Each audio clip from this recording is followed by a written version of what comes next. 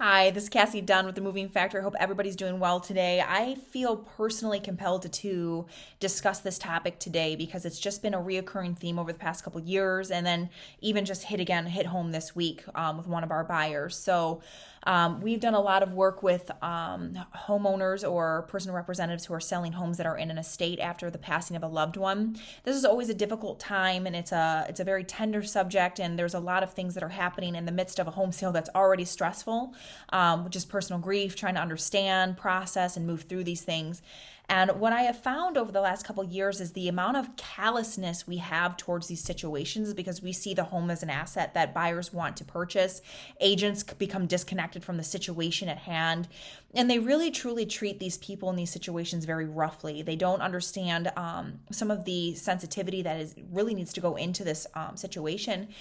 And understanding that can really be the difference of an exceptional real estate experience and not when selling a home in an estate. So our team tries to go above and beyond all the time to make sure we meet all of the needs of a person who's in the middle of selling a home of a loved one who's passed, but by just setting an appropriate timeline, helping deal with probate if the home went there, addressing any title needs that come up prior to ever going to market. That way we don't run into issues on the back end and lose a buyer, helping to communicate with estate attorneys and the title company, just getting everybody on the same page, as well as managing junk removal, estate sales, all those types of things.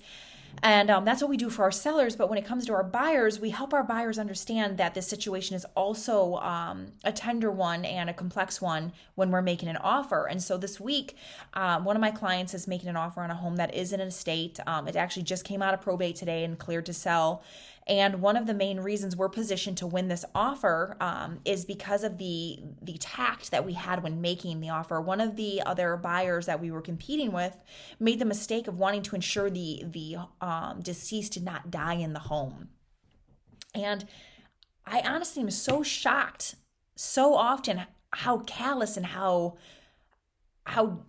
removed we are from our community and our the people around us and the suffering that they are going through during these times. And I thought to myself, how unfortunate that our first thought, or some of our first thoughts when purchasing a home of a person who has passed away, is that we hope that they did not die in their homes.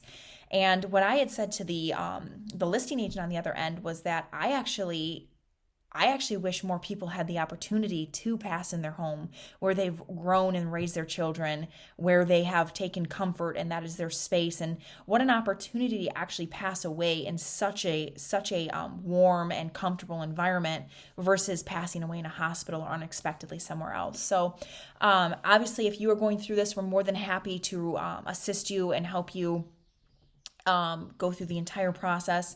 We have a foolproof selling system that keeps the stress completely off of you and the burden on us as a team to make sure we get you through that process while getting top dollar and all those other great things, but mostly minimizing the stress and complexity of the situation and getting you to closing with an exceptional real estate experience, but also helping our buyers understand the sensitivity and the gravity of the situation when we are making offers on those homes and why we've become successful as a team doing that.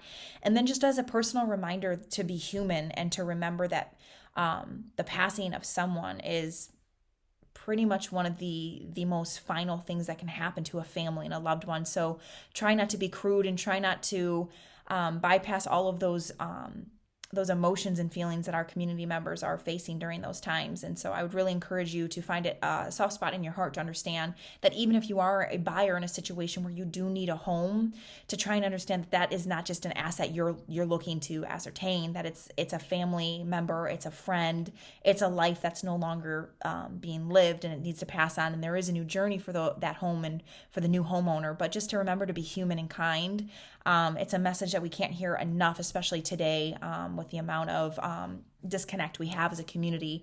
So anyways, I hope anybody going through this, if you have any questions, please reach out to us directly. My contact's always in the video below.